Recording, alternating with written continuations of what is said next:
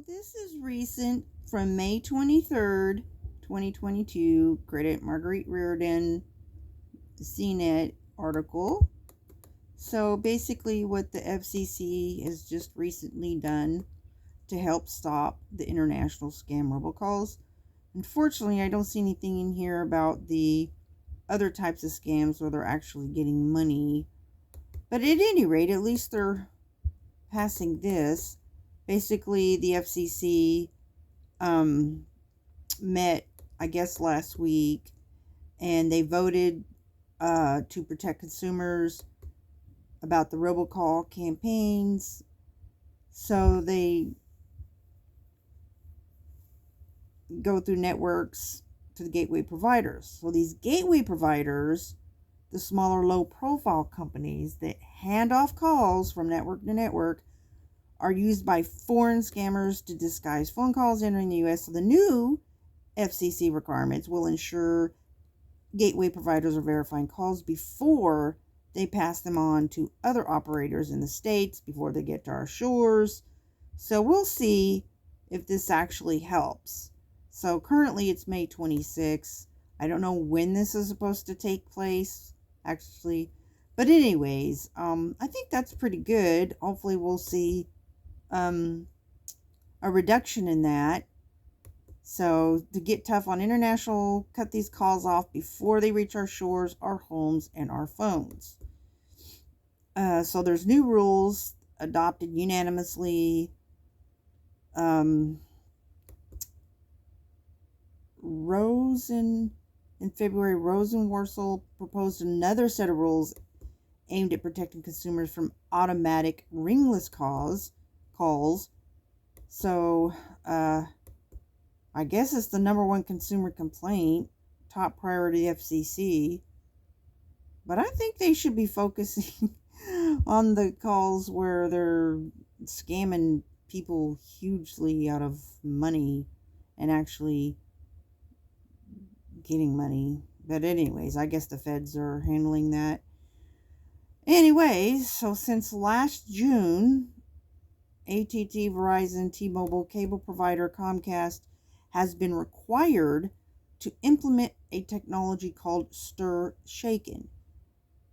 So it's designed to curb the tide of spam calls by requiring voice providers to verify where calls are coming from.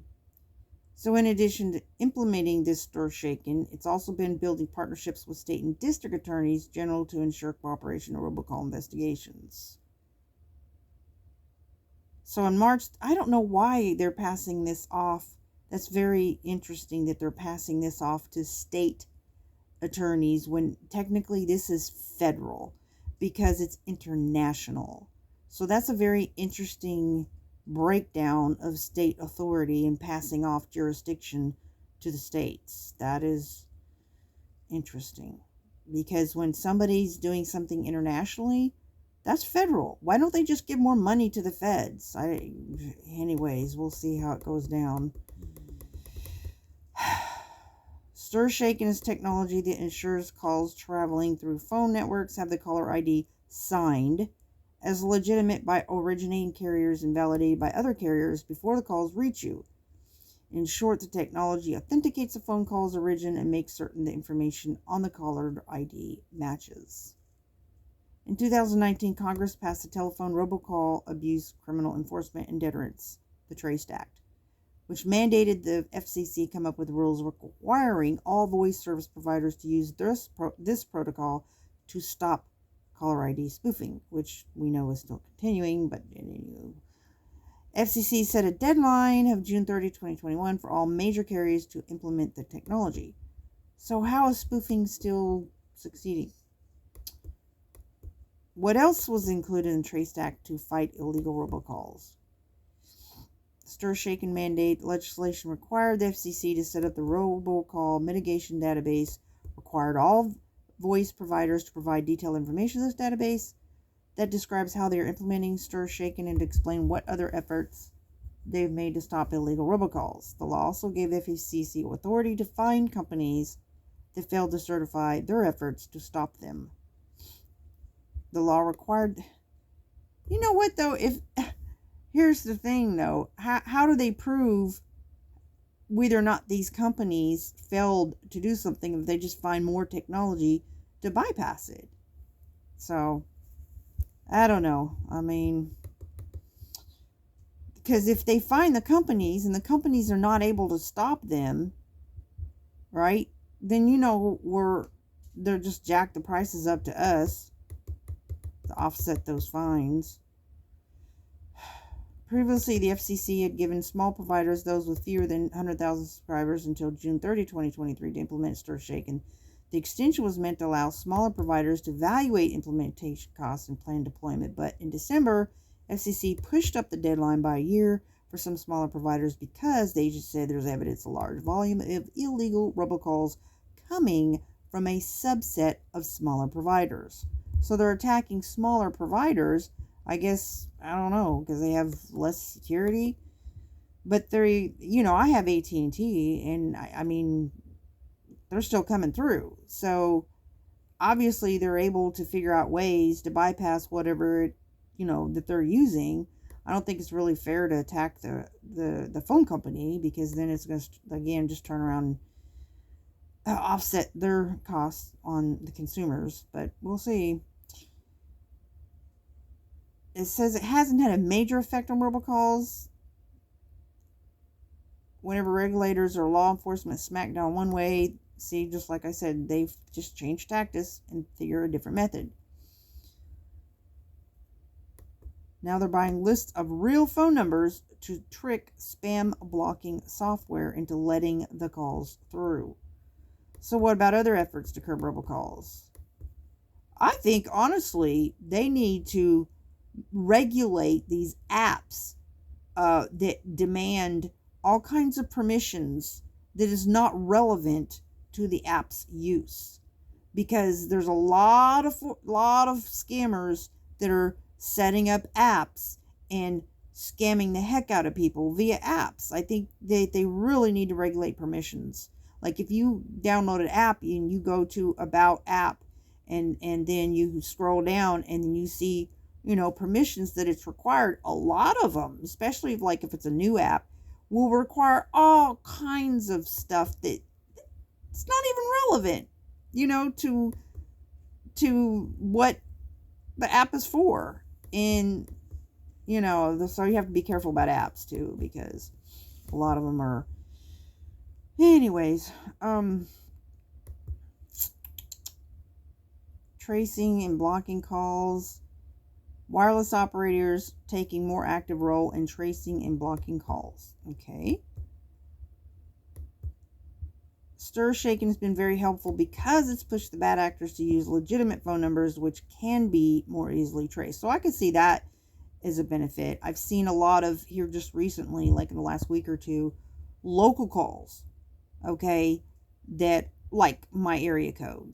And so, and then I've had some of them calling and speaking in foreign languages. Like, I didn't get that, but there's actually people talking on the phone, but they're, I don't know. It's just a lot of different stuff.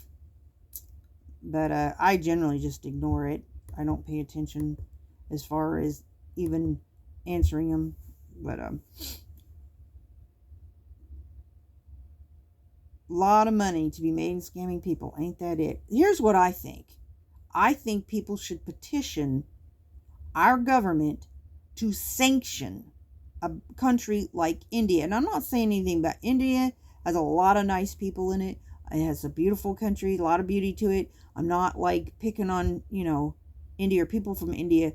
But when you have huge networks of call centers that have been exposed over and over and over and over by these people on YouTube and these, collaborated efforts to target, and these same people are not prosecuted, it is time to sanction that country. To say, you will prosecute these people because of the evidence we have, or we're going to sanction you because you are enabling and empowering. And there's a lot of evidence of informants exposing corruption within their police system. So I think that our government needs to sanction them. There's a lot of high high amount of scams coming from one geological location of the earth. And there's a lot of scams coming from a lot of places, but when you have a big chunk of stuff going on from one place, it's sad, because it's not, it, it like gives that country a bad name when there's, like I said earlier, there's a lot of nice things about that country, and the people from that country, and I have friends from that country, very sweet people, and but their government needs to be sanctioned, because they are not doing anything when there's lots and lots of evidence that those people that are still running those same call centers and have scammed millions and millions of dollars, they should be in prison already. Okay? Onward we go. We can't go after these criminals overseas. They can try to stop the calls from entering the U.S. So we'll see how these rules, if they actually help. If you have seen any reduction since they've passed this, comment. I'd like to know. But I personally haven't seen any reduction. But again, I'm just one person. So I am a little miffed about the passing off federal jurisdiction to the states. Passing off the laborious duty to the state, who are already, some states that are already under budgeted for district attorneys. I'm a little miffed by that. Like, the feds have so many cases, they're overwhelmed, right? They have to prioritize, but I think the feds need more money. I'm just like, why are they making the states take on this duty? If this is an international crime, it belongs to the feds. So that's a little off, if you ask me.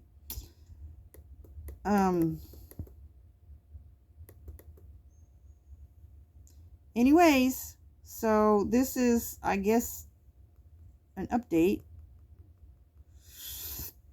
from June 21st, when they first started following this, but this was the most recent rules and actions taken by the FCC on these spam calls, robocalls, from May 23rd. So if you agree with me that, our country should, consider sanctions against the government of India, if we have all the evidence. I don't know if you've watched these these YouTubers that go after scammers, and they've traced all these networks to these people, specific people in India, and the feds have been involved. I'm not going to name off YouTubers. There's list of them, big YouTubers, medium YouTubers, and a lot of them have a lot of evidence. They have a lot of sting operations that they've utilized, and they're all, these people, they've got pictures of them, names, they've got all kinds of evidence, and why are they not in jail and continue on and on and on and on? Because we need to sanction their country unless they take affirmative action, because there's corruption there. All right? It's like, I don't think it's fair to go after one country for sanctions and not another. And I'm talking about, just for example, I think it was right when we went after China for sanctions against, gross human rights violations. That was an appropriate thing to do.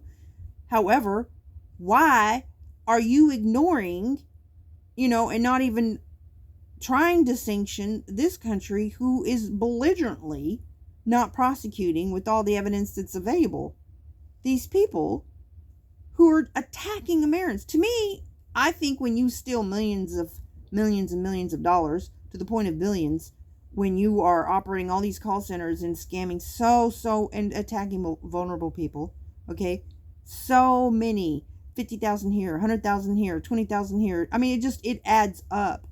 And you've done it for so many years with bold-faced, all kinds of evidence against them. They've been caught so many times. Why are they allowing this financial terrorism? I call it financial terrorism. It is a form of violence when you attack people and you take their entire life savings, okay, and you harm them and you make them homeless, or you take their assets, and it is a harm.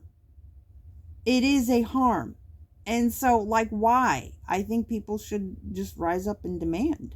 They should demand sanctions against that country until those people are in jail. But at any rate, FCC passing these rules, and instead they're making it harder on Americans by, we're going to go after these phone companies, we're going to punish them because if they're able to get through. I'm like, are you kidding me? You're going to punish the phone companies because these people who are so filthy rich off of scamming people have just higher technology than these phone companies do, and especially the smaller phone companies that are trying to be able to get bigger. Okay, so obviously they're going after them because they're a bigger target, less money, smaller company, less security, you know what I mean? Less advanced technology. Let's go after them first, as you can see in this article. Okay, so then you're going to dump the federal responsibility of the feds onto the state district attorneys to handle these cases? Well, like, a lot of states are under budgeted. Like, why don't you just give more money to the feds? Like, what? And FBI has a lot more ability to do things, especially on an international level, than state district attorneys do. It's like, what? They're passing this off on the states. Wow. I don't know. What do you think, guys?